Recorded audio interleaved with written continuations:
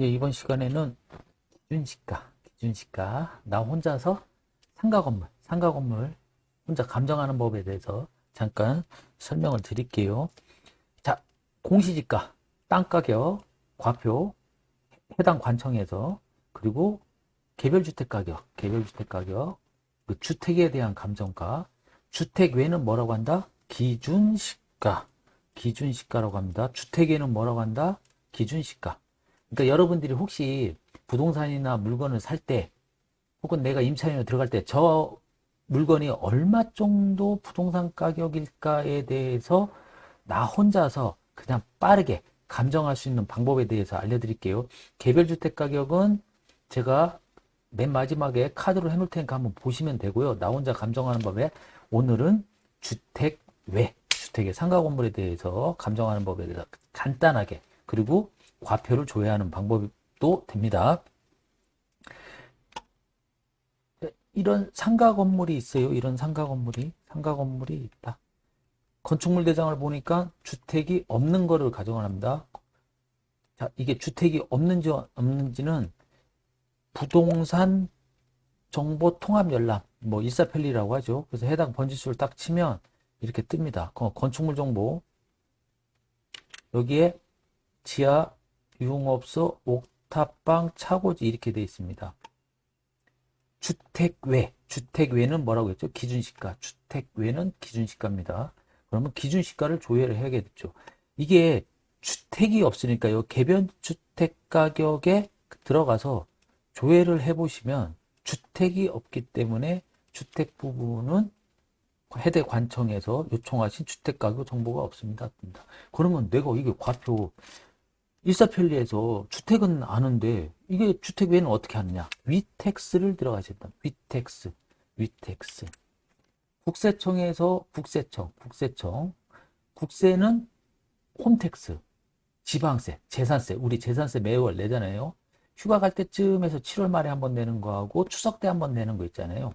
그때는 바로 해당 관청에서 과표를 만드는데 만든 것이 다 공표가 됐습니다. 그게 어디가 나냐면 위택스의 건축물 시가 표준화 조회. 주택이 아닌 것들은 이쪽에서 보셔야 되는 겁니다. 기준시가라고 하는 것들. 제가 미리 조회를 해봤습니다. 해보아가지고서 해당 번지수 이렇게 치고, 그럼 몇 년도 이렇게 딱 치잖아요. 그러면 해당 금액이 딱 뜹니다.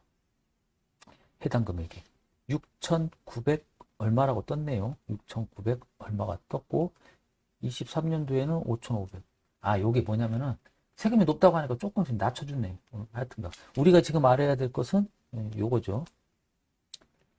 자, 그러면 한번 감정을 한번 해볼게요. 내가 물건을 사는데 어떻게 하나?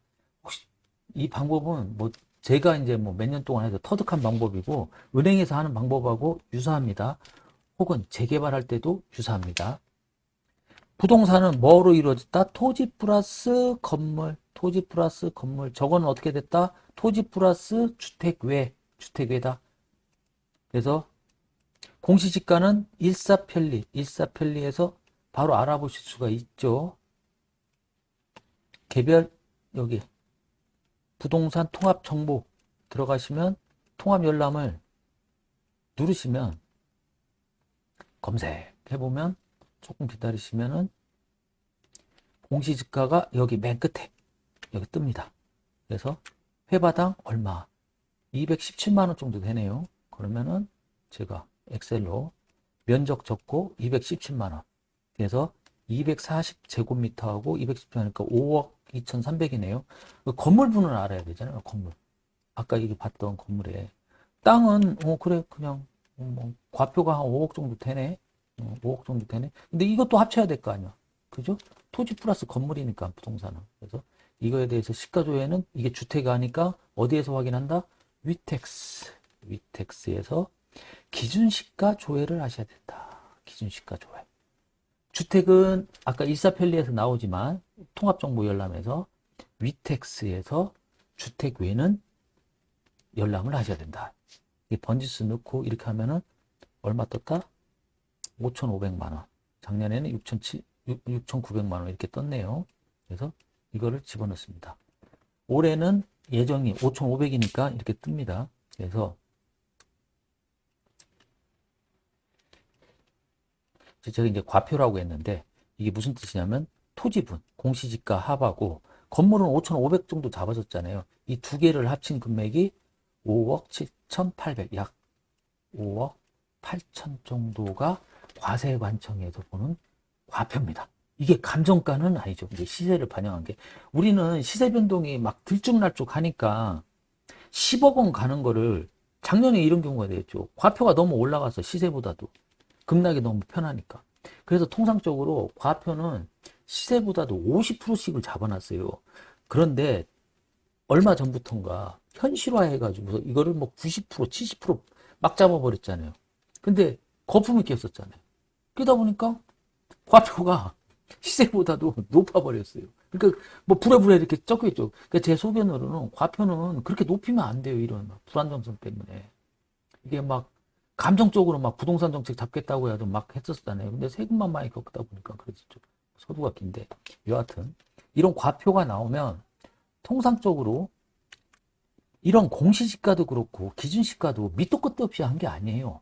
감정평가사들이 다 1년마다 한 겁니다. 1년마다. 그리고 여기에 시세에 얼마 정도로 그냥 과표를 놓은 겁니다. 시세보다 과표는 낮을 수밖에 없어요. 그래서 통상적으로 1.8배에서 2배 요 정도 하면은 은행에서 감정하는 가격입니다. 그래서 5억 7,800에 1.8 이렇게 하니까 10억 정도가 저거에 감정가겠구나. 나 혼자서 상가 건물을 이렇게 감정을 하시면 됩니다. 자, 이 배율이 중요한데 1.8배 정도는 은행, 2점에서 2.2배는 우리 법사가라고 하는 경매가, 그리고 1.6에서 1.4는 재개발이나 공치법에 의한 수용할 때 요 배율을 정합니다. 대충 이렇게 생각하시면 돼요. 복합 건물은 좀 복잡합니다. 주택과 주택 외의 건물들이 합치는 거, 상가 건물 같은 경우에는 계산하기가 좀 복잡한데 심플한 것만 제가 이렇게 했는데 오롯이 주택이 없는 상가 경우에는 이렇게 하시면은 나 혼자서 그냥 감정은 하실 수 있다. 용어 정리 한번 해드릴게요. 공시지가는 땅, 기준시가는 주택 외, 주택은 건축물 대상에 있다고 할 경우에 오로지 개별주택 가격 혹은 공동주택 가격 열람을 보시면은 이런 것들을 알아내서 대략적인 배율을 정하면 시세 감정을 하실 수 있다. 여기까지.